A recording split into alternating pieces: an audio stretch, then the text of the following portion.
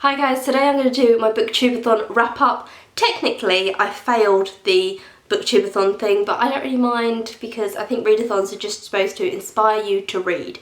So I didn't do the challenges and all the different stuff, but it doesn't matter. I read 3 things this week, so I read 1 graphic novel, 1 play and 1 novel. So first I'm going to start with the novel, which was Junk by Melvin Burgess. I've been reading this for quite a bit of time. This is a YA book about a bunch of teenagers that basically become heroin addicts. That's why it's called Junk, because they end up on junk. On the cover it has a syringe and it also has a dandelion because dandelion is quite significant within the story. There's a dandelion on, like, as a symbol on each chapter, which I really liked. It's told by multiple different people. It's basically about our 2 main characters, although, like I said, it does switch to different people. But I'd say our 2 main is a girl called Gemma and a boy called Tar. They're boyfriend and girlfriend. Tar has a really bad home life, so he decides to run away because he kind of has to run away. Gemma is very naive and she just wants a little bit of excitement, so she decides to run away with him. They then fall in with like loads of different people, so when they meet someone you get a paragraph and chapter from their side.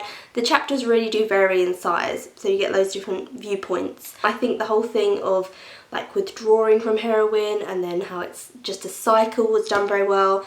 I still think Trainspotting by Evan Welsh is a better book than this, so if you really want to read a book about a group of heroin addicts, that's a very good book, Trainspotting. But when you're coming down from heroin, your body literally like shuts down, you get all this horrible stuff that happens to you. It's like really graphic in Trainspotting, which it touched upon in this, but I don't think it touched upon massively, whereas in Trainspotting you really get this grotty, like it makes you feel physically sick. It really honestly does. It's that well written, and I don't feel like you got that same impact with this. Having said that, this is still a very good book.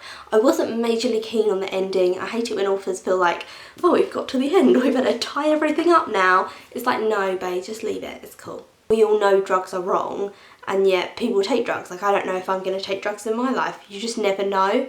So it's like, what's the psyche behind it? And with her, it's to just kind of be cool and be rock and roll.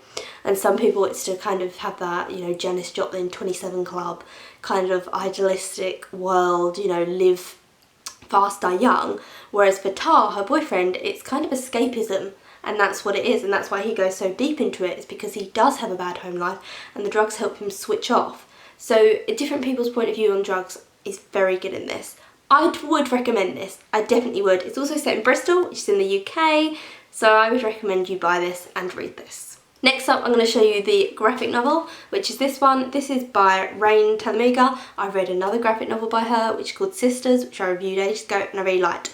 This is called Smile, and it's basically really cutesy art style. I always say it's like watching Cartoon Network.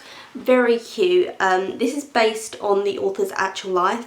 She basically, when she was younger, had an incident where her teeth got smashed up. It was just she fell over and her teeth got smashed up and she had to be in braces and then head braces and all this different stuff, and it's all through her like dental work, but she had to go through all that when she was a kid and when she was a teenager, and it felt like a very never-ending thing. So this is why it's called Smile and the picture's got braces on it, because it's about her feelings towards having to wear braces for such a long time, and also having, like, when you're an awkward teenager and everything and you've got spots and all that different stuff, and then you've got braces and you feel like you're never going to get them off.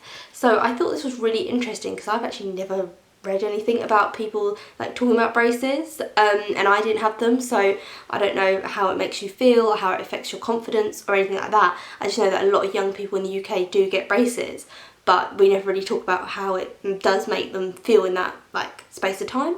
So I thought this was very interesting. I like anything this author does because it's just cute. If you know someone who's getting braces and they're worried about getting braces, you could get them this book.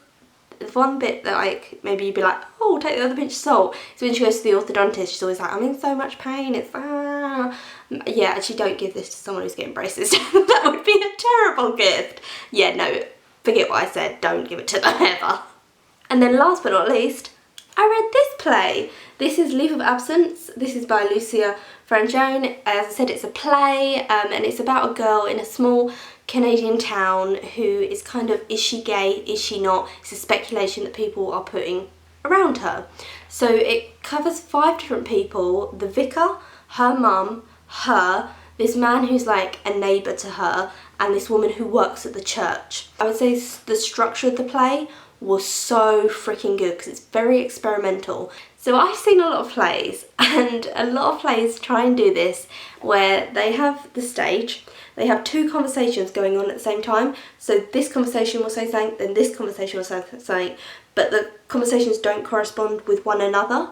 So you get snippets of like almost two different lives, and they have to find like some kind of link as an audience member, and the majority of the time, I've got to be honest, it's just noise. It's just like, oh, this is, oh. But in this, she got it so well. There was one bit where it was supposed to have like 3 different things at the same time, and this girl is reading her poem out about God, and she's put like A is for, and then it's got to be something corresponding to God. So she's going through it all, and then you get a snippet of line of their conversation, line of their conversation, you've got her in the middle. You think that's going to be really confusing because it's just a jumble, but they do correspond, so I liked that. It's a lot about God as well, because obviously there's the priest and then the woman who works at the church, and they all kind of gather at the church as kind of like a community centre to talk about their feelings. I don't want to tell you too much because I don't want to spoil it.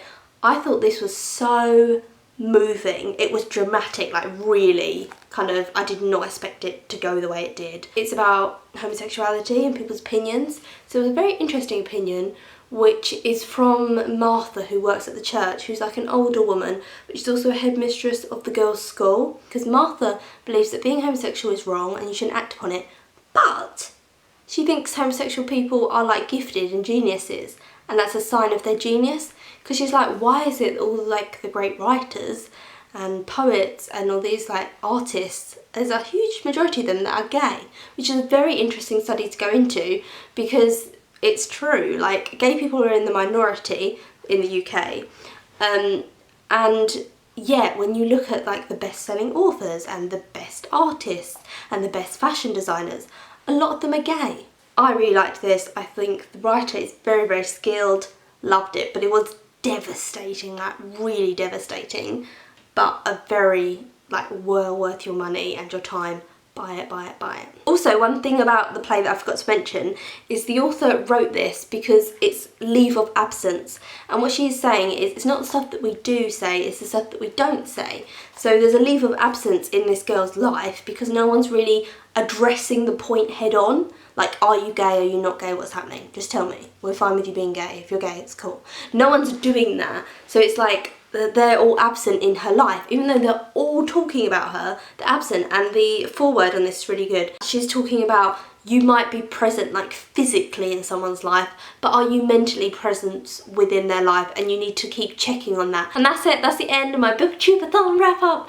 I hope you enjoyed it, and I'll have my like July wrap up soon. I'm gonna stop babbling and let you go. Have a good life. I will be back. Like that sounds like have a good life because I'm off. I'm not. I will be back. Okay. Yep. Stop. Bye.